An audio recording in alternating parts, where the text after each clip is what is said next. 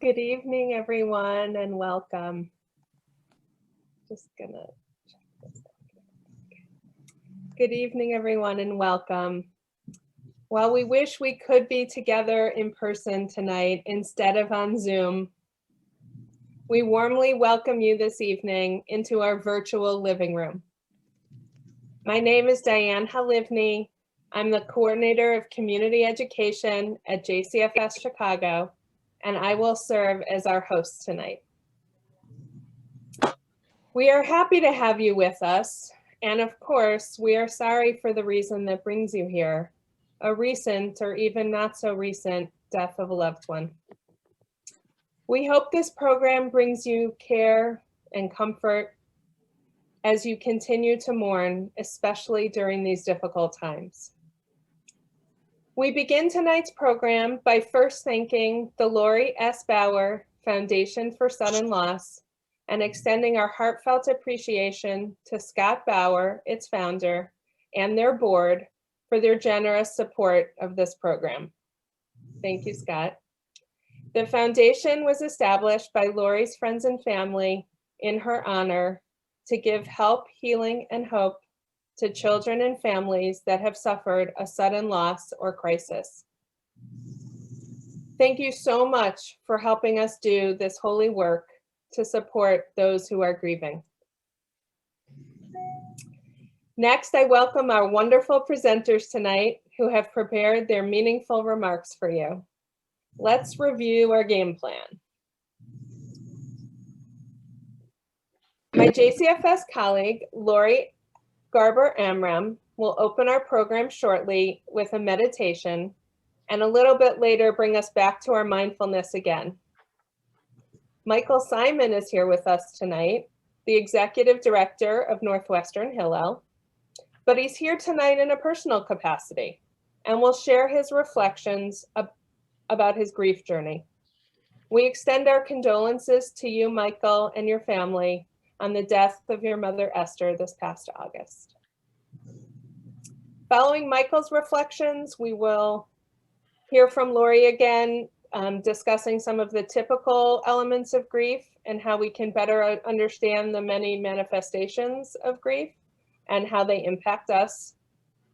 And we're so pleased to have Cantor David Berger with us again of KAM Isaiah Israel Congregation in Hyde Park, who will speak about Jewish mourning rituals and song, and we will sing together on our path of healing and remembering.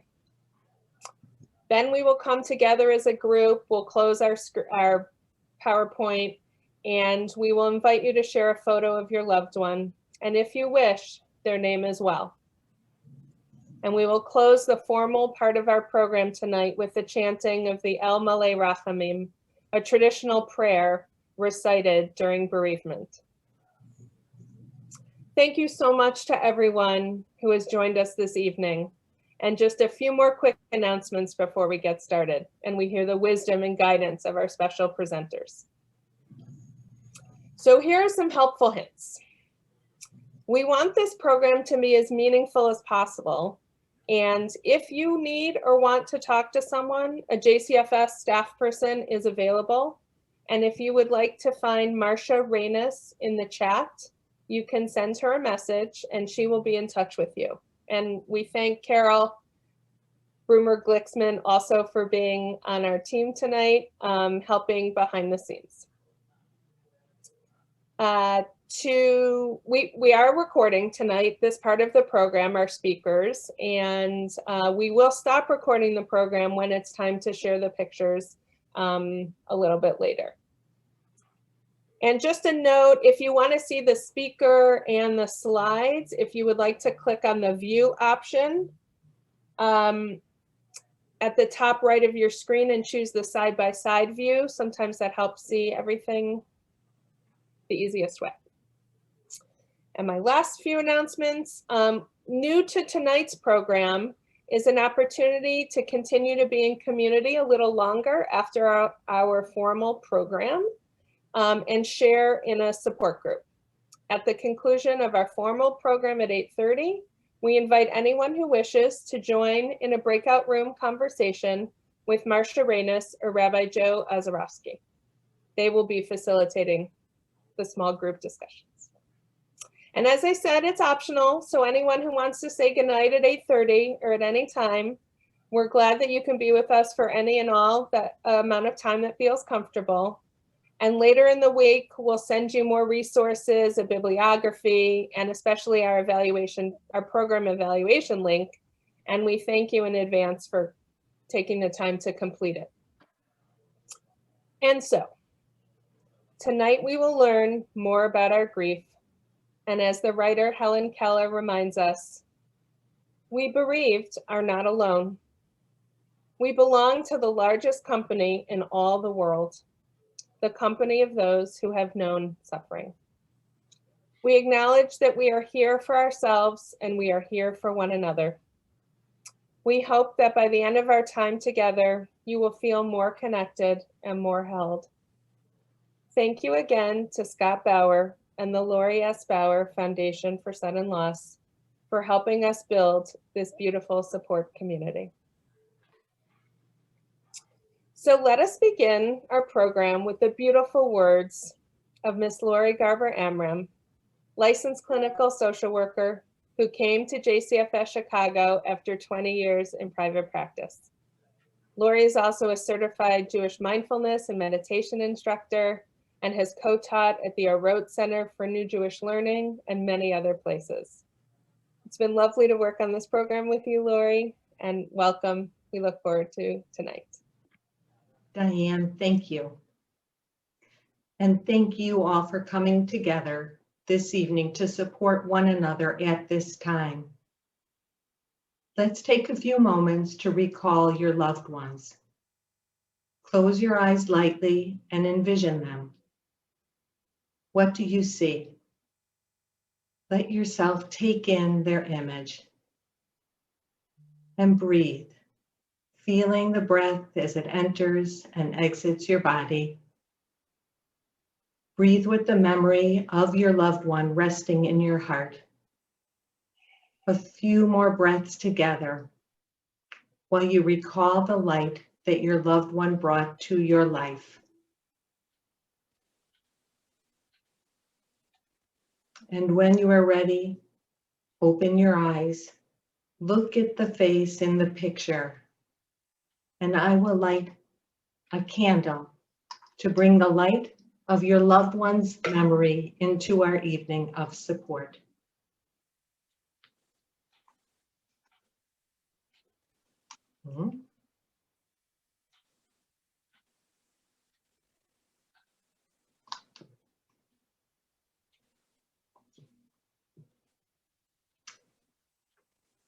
We now invite Michael Simon to share his thoughts with us.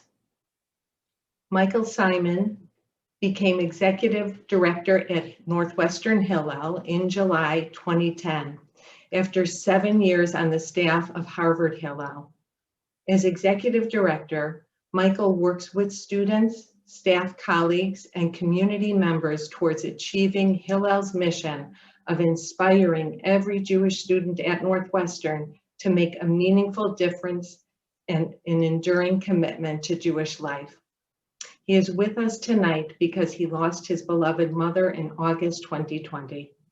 We are grateful that he is willing to share his grief experiences with us. Welcome, Michael. Thank you, Lori. First, I want to make sure you can hear me. Everyone is, yeah, good. Okay. I'm going to be reading off of, there's a picture. I'm going to read, so I'll be looking on a different screen. And I want to start by recognizing that each of us has a singular experience. I'm going to share a bit of my story, and I hope that even if it's very different from yours, you'll glean something meaningful or comforting from it. So my mom, Esther Simon, died last August.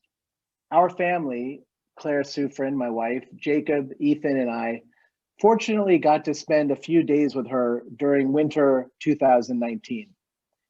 I had planned to visit her for a day last March, but had to cancel that visit due to the pandemic. My mom had not been in great health over the past decade. My dad died in January 2009, and we'd had some scares with my mom since then. She was still living on her own at home in Boston, and while she would venture out a bit, she mostly stayed in her home. When the pandemic happened and we were all in lockdown mode, my wife and I would joke darkly that the world had finally caught up with my mom's way of life. Now we were all staying inside most of the time. My brother and his family live in Boston, where my mother lived, so they were still seeing her and at least checking on her regularly. And I was calling my mom more than ever, since we were all home so much. Though I did not want to travel by plane last summer, in July, I decided to make a one-day fly in and fly out trip to Boston just to be with my mom. I wanted to see her and make sure that she was okay. So I spent about 5 hours sitting with her 6 feet apart and with a mask on the whole time. And though she seemed a bit tired, she was okay in July. 3 weeks later, though, she was in the ICU, having suffered an aortal dissection that began shutting down her body. I was able to rush back and be with her before she died, this time getting to hold her hand and kiss her goodbye.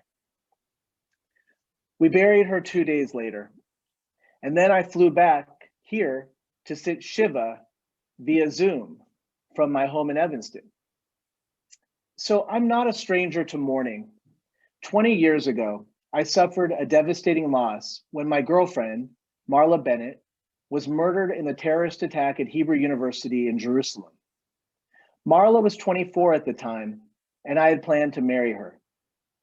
That loss thrust me into the horrible experience of grief that's totally unexpected, grief that rips one's world apart. 12 years ago, just 3 months after I had married my wife, Claire, my father, Sam, died at the age of 83. When my dad died, I had a more traditional mourning experience. Dozens of our friends and family came in person to his funeral. We sat Shiva at my brother's house and had dozens of people there each day. Though I wasn't usually one who attended daily minyan, that became my practice for the year, and I almost always made it to synagogue at least once a day. I found meaning and solace in the rhythm of the year of mourning a parent, and I found further solace in the hugs of friends and loved ones. So 12 years later, when my mom died this past August, I kind of knew what to expect, or at least I thought I did. And in certain ways, it has been very much the same. Shiva with lots of loved ones, minyan every day, connecting with other folks who've lost loved ones recently, with folks like you, and even with some of you. But of course, nothing's the same. Now, my mom did not die of COVID, but the reality of the pandemic has affected everything. Had my mom died a few months earlier or a few months later, I might not have been able to be with her in that ICU at the end of her life. We might not have been able to have people in person at her graveside funeral. As it turned out, I was with her when she died, and we were able to have 25 people standing in a wide spread out circle at the cemetery for her funeral. I'm grateful for these small grace notes of happenstance. Now, some of you know me and know I'm an extrovert and I'm a hugger, two traits that do not work well during the pandemic. And it's been particularly difficult as a mourner to not be able to hug most of the people I love and care about. Thankfully, I am able to hug Claire and our boys, Jacob and Ethan, and that's been another grace note during this time. Perhaps the most surprising positive aspects of mourning during COVID have taken place in virtual space. One was the Zoom Shiva, and the other has been Zoom Minyan. We consider ourselves conservative Jews, and I'm somewhat observant of Shabbat and holidays, so I knew when my mom died, I did want to have a traditional Shiva, and that I'd want to say Kaddish for her regularly, as I had for my father. Shiva during Zoom was very odd. No shared meals with friends, no visitors in our home. But Zoom added a factor that I knew about. I had attended other Zoom Shivas, but I hadn't really considered. It meant that people from all over the world were able to make a Shiva visit. Friends and family members who almost certainly wouldn't have been able to come to Evanston for Shiva were there, right in the Zoom room with me. And it meant so much to have those visits. Even more than Zoom Shiva, the experience of Zoom Minyanim. Sorry, I'm just going to check to make sure you can still hear me? Yes, great, almost done. Even more than Zoom Shiva, the experience of Zoom Minyanim, prayer communities, has been for me perhaps the oddest and at the same time the most gratifying part of mourning during the pandemic. I'm the leader of a Jewish community at Northwestern Hillel, and our family is connected to several synagogues, but we're not members of any synagogue, which has made it all a bit challenging. So I've become a regular most evenings at the Beth Hillel B'nai Emunah, BHBE, Zoom Ma'ariv Minyan, and on Sunday mornings at the Anshe Emet, Shachari Zoom Minyan. Every Friday evening, our Hillel has a virtual Shabbat gathering that now concludes with Kaddish, which is very meaningful. But the Minyanim that are most meaningful to me are also the most surprising. As it turns out, two of my friends from when I was in Boston had both lost parents earlier in the year and were saying Kaddish. They invited me to the Tremont Street Shul Zoom Morning Minyan. I had visited Tremont quite often when I lived in Cambridge, but I had never been to their Zoom Minyan. Now, nearly every weekday morning for the last 6 months, I log on at 6:29 a.m., an hour earlier than the Boston folks, and I join about 10 to 15 people for what has become my main Minyan community. My friends that had invited me, they've concluded their own year of saying Kaddish, but the beauty of it is it's now my Minyan too, and I feel very much a part of that community, which of course would have been impossible without Zoom.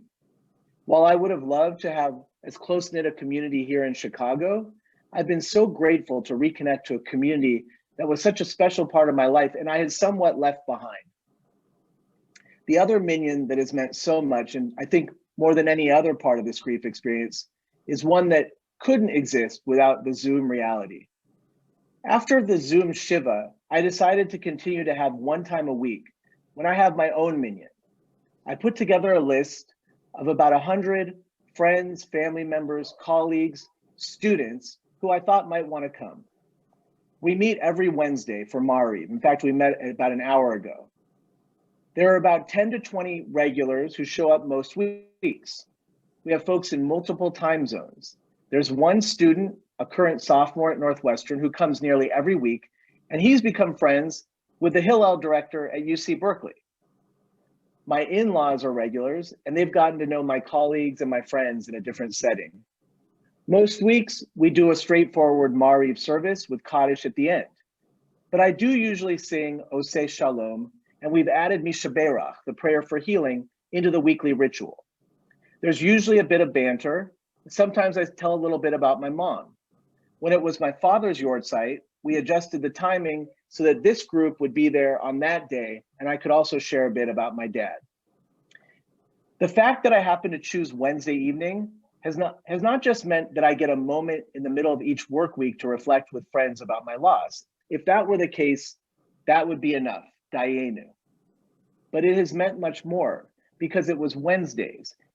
It meant that on Wednesday, November 4th, we were all refreshing our news feeds every minute to see what was happening with the vote counts in Georgia or Arizona or Pennsylvania. It meant that on Wednesday, January 6th, at my Minyan, we added extra prayers for healing as we all took a break from watching the attack on the Capitol so we could be together on Zoom. It meant 2 weeks later, on Wednesday, the 20th of January, we added a prayer for our country as we celebrated the peaceful inauguration of a new president and vice president.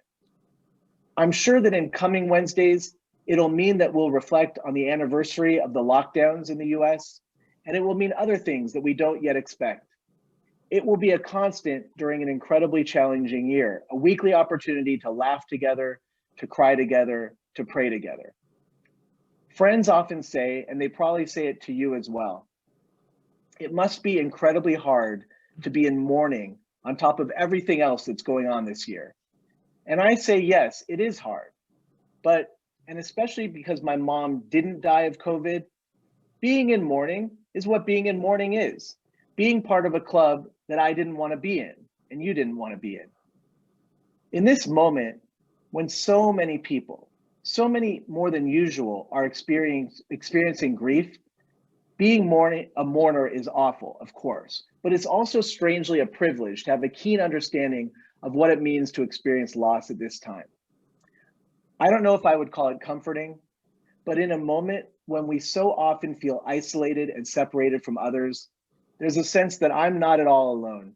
And in fact, I'm more connected than ever to those known and unknown who are also mourning along with me. Thank you so much. Thank you, Michael. Thank you for your willingness to share your experience so generously with us all. May the memory of your mother, Esther Simon, be for a blessing. You have shown such resourcefulness and resilience in finding ways to mourn and honor her during these unprecedented times. Your experience highlights how fundamental the support of family and community has been and continues to be for your healing journey. And as we mark the 1-year anniversary of the COVID shelter-in-place order, family and community are not accessible to many of those grieving a loss. Many grieve in isolation. A heartfelt thank you to those who have come together to create not only the warmth of community with one another, but to honor the life of each and every one of your loved ones.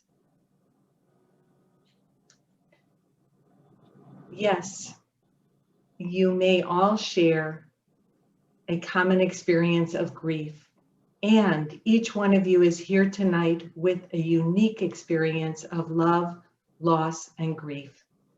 Relationships with the one you lost are different. Some, like Michael, have lost a beloved parent, while others have lost someone with whom there was a difficult relationship and perhaps unresolved conflicts. Some have lost a child, a sibling, a spouse, or a friend, each under a distinct set of circumstances. Some of you have a network of support, while others do not. You may feel comfortable reaching out for support, while others of you do not. Each of your journeys is different, and you are each at different points on your grief journey. Despite the differences in your loss, despite COVID challenges to find meaningful ways to connect, we all share the basic human need to come together in community.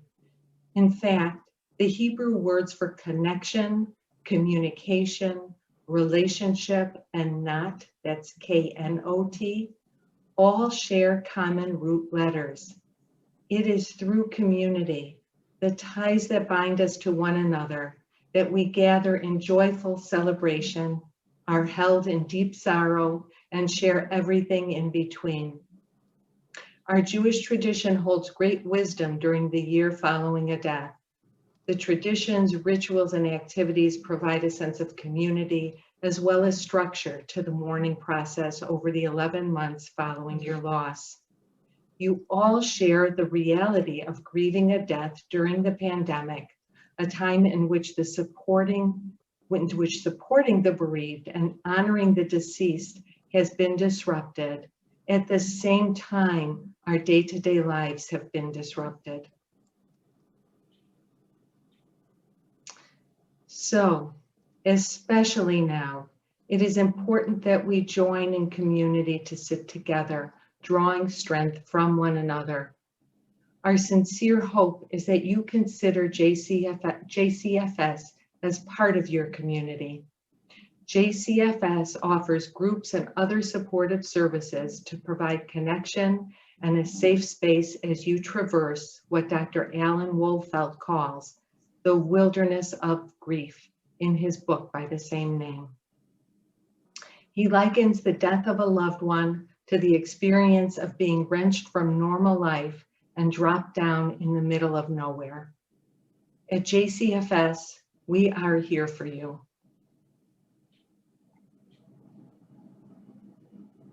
Each one of you is here because of a loss.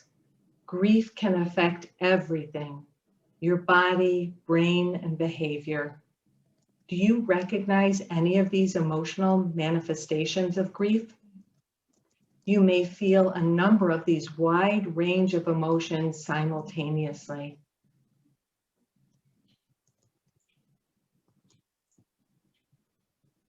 There are physical signs of grief. What have you felt in your body? How has your body reacted to grief?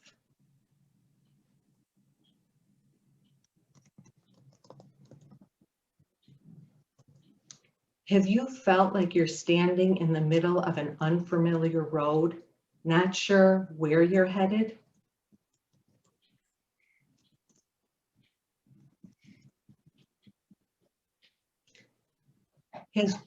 Has grief impacted your behavior in any of these common ways?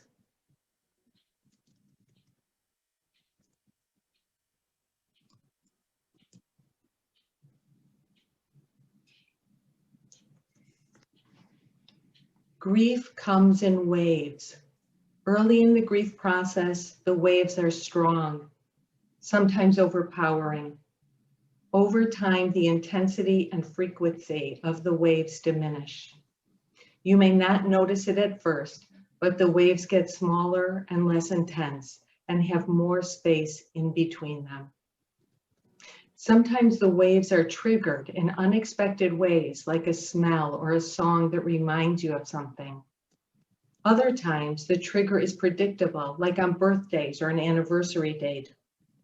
The challenge is to recognize this sensation as a grief wave and remember that it will not last forever. No matter how much it hurts, the pain, like a wave, will recede. The only thing about grief that's for sure is that there is no way around it, under it, or over it. The only way is through it. Here are some suggestions to help you as you move through and toward healing. Remember that your grief is unique and you will mourn your loss in your own way. There is no set time for grief, no end goal. Grief is nonlinear and a very messy process. Caring for yourself is important as you move through grief. Important aspects of this process are to experience your grief. Be with your experience with acceptance, compassion, patience, and kindness. Acceptance is feeling what you feel and accepting that it hurts. Compassion is feeling what you feel and acknowledging how much it hurts. This is a moment, this is so very hard for me. And meeting your experience with patience, that this is a process that takes time, longer than you want it to. It takes time. And this is the time for kindness toward yourself. Sharing grief can bring comfort in the context of a support network. Michael spoke so beautifully about his network of support. Develop a support system where you can talk about your grief with people who care. And it doesn't have to be a large network. It can be 1 or 2 people. Consider who you can talk to. Who do you feel safe speaking with? And consider a support group where you will be in an accepting environment with others sharing your grief. You may wish to express yourself in new ways, like writing, drawing, or movement. Through your grief, you can also learn to listen. Listening to your grief provides many opportunities for deepening a relationship with yourself. You may begin to listen to your limits. Loss and sadness can leave you exhausted. You may slow down. Respect what your mind and body are telling you. Nurture yourself. Get enough rest. Let yourself rest. Eat balanced meals when you can. Lighten your schedule if you need more space just to be and not to do. Get fresh air and a fresh perspective. Asking for what you need is difficult for many people, and this is the time to ask. And the first person to ask is yourself. Learn to ask the question, what do I need right now? Develop a relationship with yourself. As you move through your grief, you are moving through it together with your loved one, finding new ways to keep them with you while living life without them.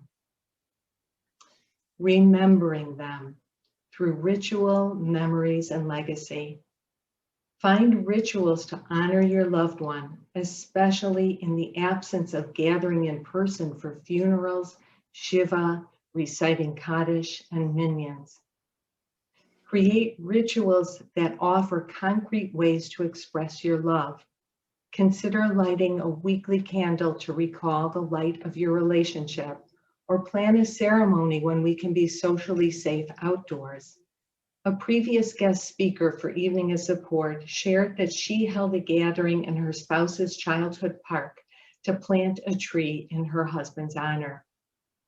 One woman continued to pour her deceased husband a cup of coffee each morning as she poured hers, which was a ritual that they had enjoyed for so many mornings together. Treasure your memories that make you laugh and cry. Recognize that they are reflections and moments of the relationship between you and someone who will always be special to you. As you know, you don't move on from grief. You move through it slowly over time, making space to accommodate grief and loss, finding meaningful ways to hold that person in your heart while moving toward a renewed sense of meaning and purpose.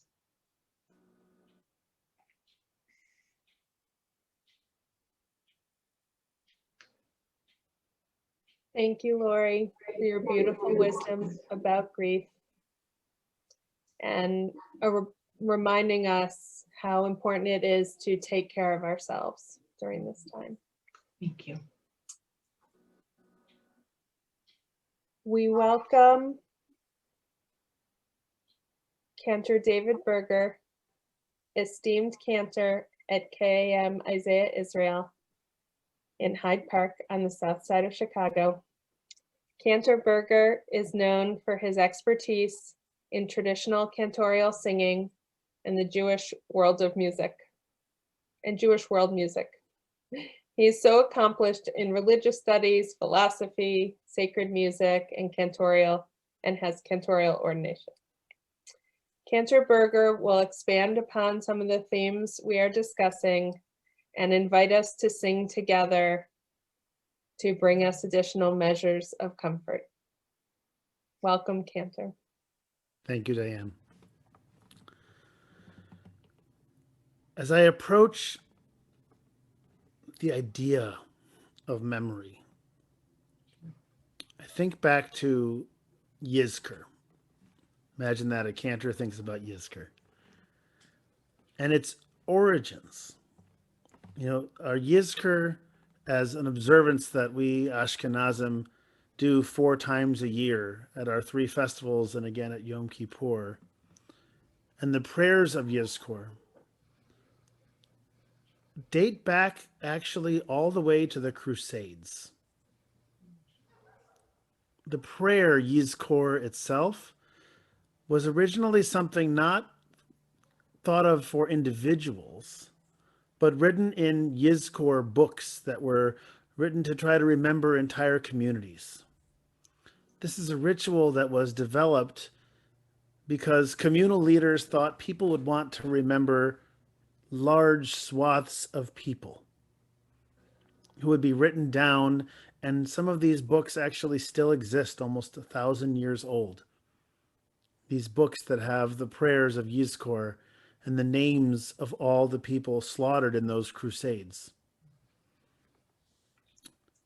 And here's the amazing thing. 1,000 years later, we're still saying those prayers, but we've turned the whole ritual around. Yazcor is not anymore a ritual of communal remembrance in that way. Yazcor has become a ritual of individual remembrance of a time 4 times a year when we sit to remind God to remember the people that we're thinking of. And of course, I think we know when we say we're trying to remind God, Yazcor Elohim, God should remember the souls of our beloved ones who have left us. We know what we're really praying for, of course, is that we remember those people who we love. Because as scary as it feels when grief is new, our brains are what they are. And slowly, things disappear a little bit. And we find ourselves forgetting. And it's terrifying. And it's horrible. And all we want is to hear our grandmothers laugh again. Or see their face, or remember that joke that they used to tell. And one of the scariest ideas is that we might forget that. And so beyond the original year of Minyan and Shiva and Kaddish comes this 4 times a year when we're meant to sit and listen to incredible music. And by the way, the liturgy in our prayer books is very minimal here.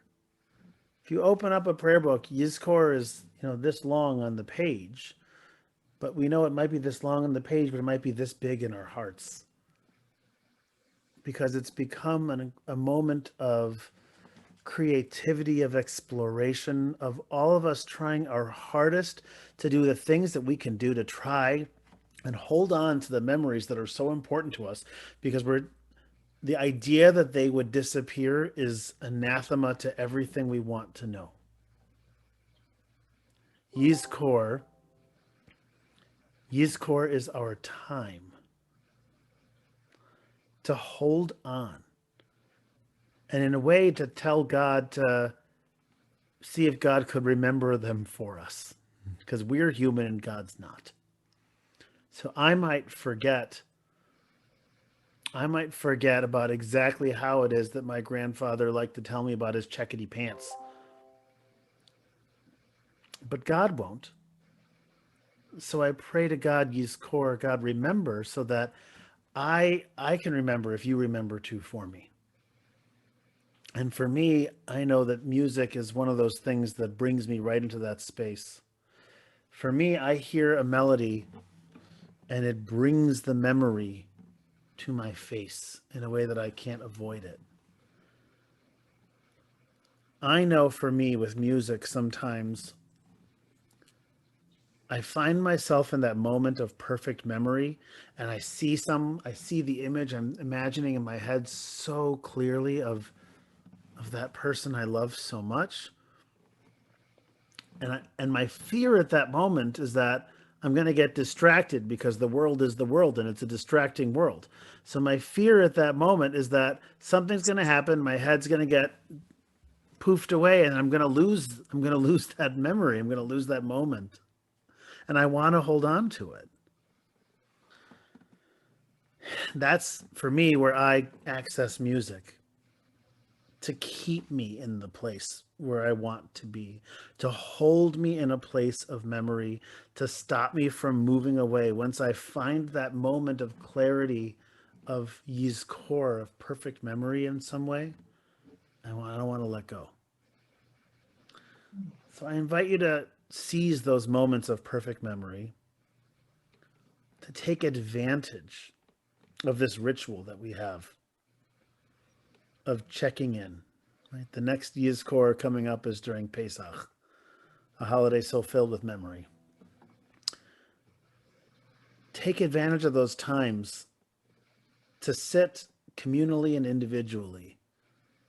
And right now, we're doing that all in the strangest way possible, right? To be communally zoomed in from our homes, individually remembering our loved ones and praying around them and for them and with them. It's a funny feeling. And the only thing that can overcome for me the feeling of aloneness is music. So I wanted us to sing together tonight. Now you're going to stay on mute, don't worry. But one of the most powerful poems of Yazcor, at least in the Reformed tradition, has been, and I think it's also in conservative prayer books too, is this incredible poem by Rabbi Jack Reamer, We Remember Them. So this is a melody by the composer Elaine Broad, originally for a big choir and beautiful keyboard, but tonight you'll have to suffer with just me and a guitar. And I invite you to join with me on the words, We Remember Them. In the rising of the sun and in its going down, we remember them, we remember them. In the blowing of the wind and in the chill of winter, we remember them, we remember them. In the opening of buds and in the rebirth of spring, we remember them, we remember them.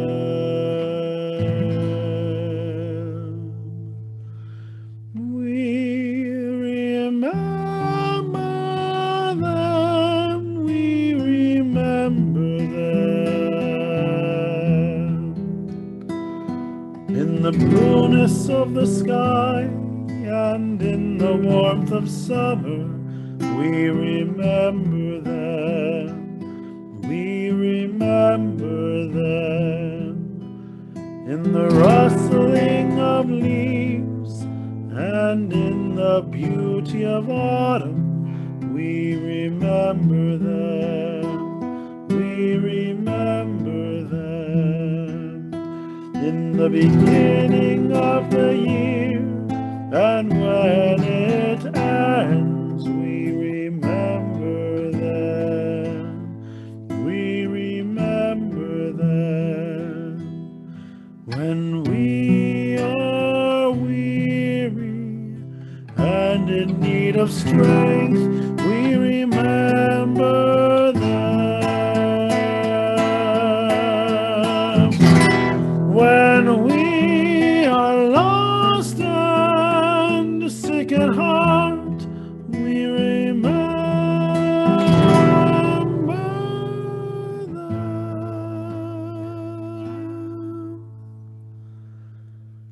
When we have joys we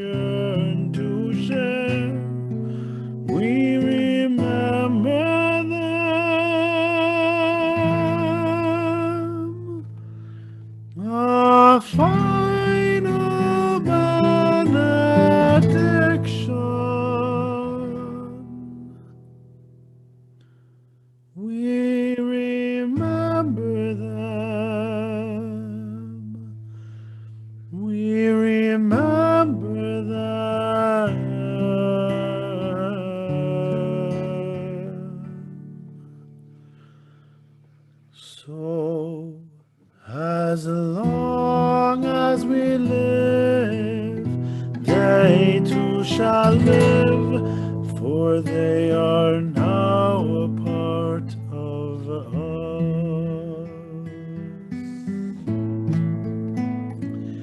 As we remember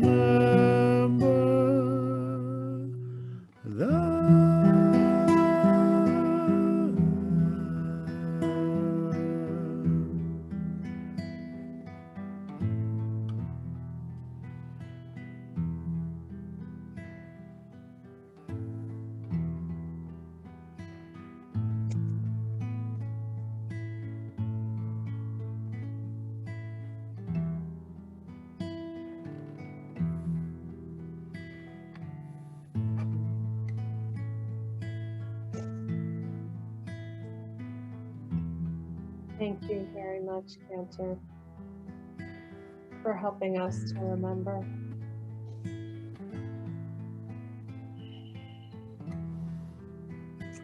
At this point, we've stopped recording, and we're going to allow people to see each other and acknowledge our communal living room and who you are remembering tonight. Cantor, if you'll introduce us again to this special prayer and its role in the grieving process. I know it's a very evocative way that we can collectively and individually remember our loved ones. El Malei Rachamim, another prayer that has its origins in communal tragedy, this one from the 16th century, that has come to us as something that now is the perfect prayer for our individual sorrows.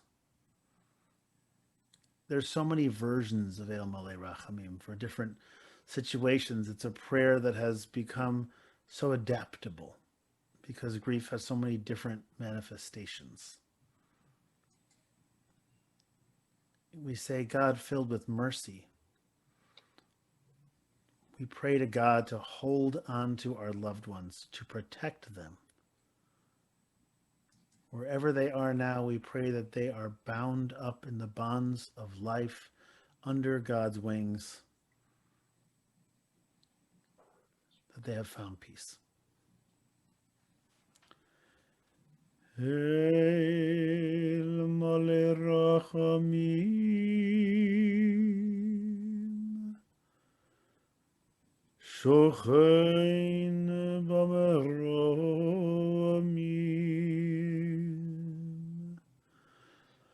Hametzei menucha nechona, תחת כנפי השכינה, במעלות קדושים ותיירים,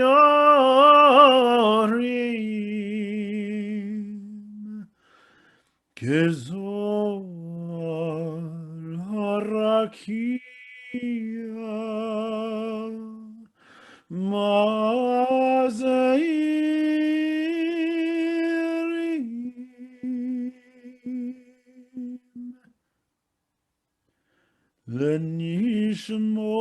לנשמות כל אלה שהזכרנו היום לברכה, שילכו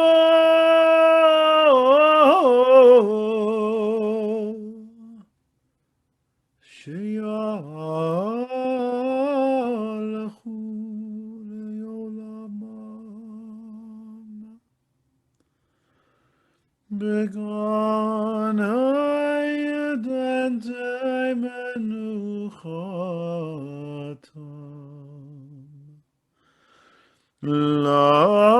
לכן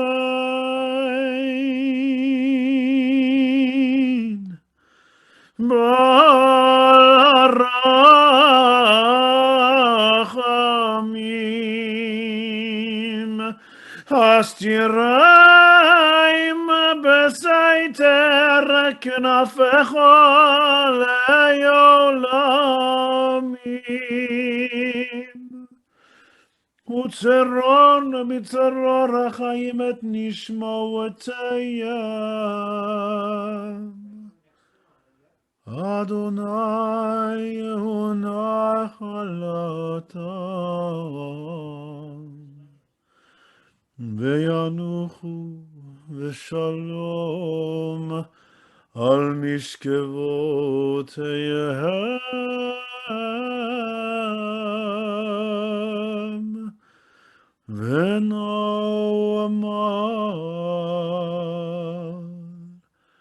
Amen.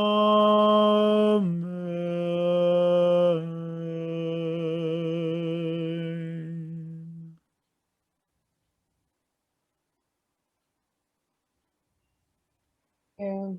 Thank you, Cantor. That's incredible.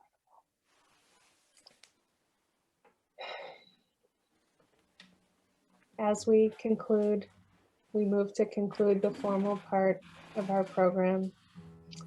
We hope that this time has been supportive for you.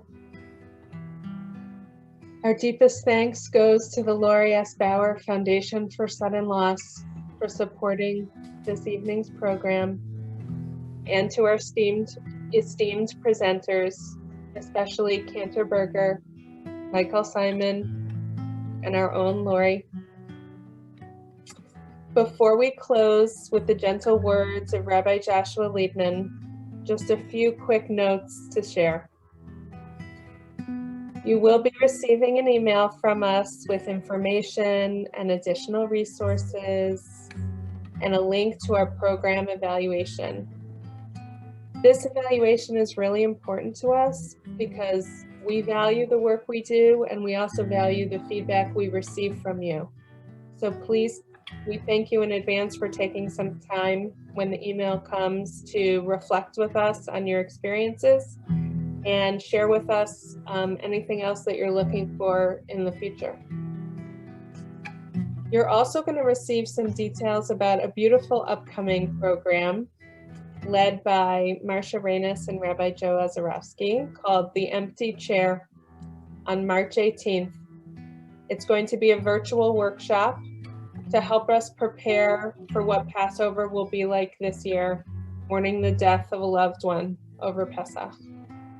There'll be text study and other strategies for coping with the loss on the holiday. So we welcome you to register for that program in a couple weeks. Register soon, it's in a couple weeks. And as we mentioned, we are going to, for whoever wants to stay on, offer this optional mini support group. So for anyone who wants to continue the conversation in a group setting with Marcia, Rabbi Joe, you'll be invited to join a breakout room shortly. And now we will conclude with the very gentle words of Rabbi Joshua Liebman. Our thanks to all of you for walking the road with us this evening. We wish you much nechama, much comfort in your time of grief among the mourners of Zion and Jerusalem. The melody that your loved one played upon the piano of your life will never be played quite that way again. But we must not close the keyboard and allow the instrument to gather dust. We must seek out other artists of the spirit, new friends, like all of you, who gradually will help us to find the road to life again, who will walk the road with us. We wish you a Lila Tov and good night if you're leaving our program now. And if you would like to stay on, we welcome you to give us just a minute to get organized. And if you get a little pop-up message inviting you to a breakout room, our hosts will be with you in the room in just a few minutes. Thank you very much.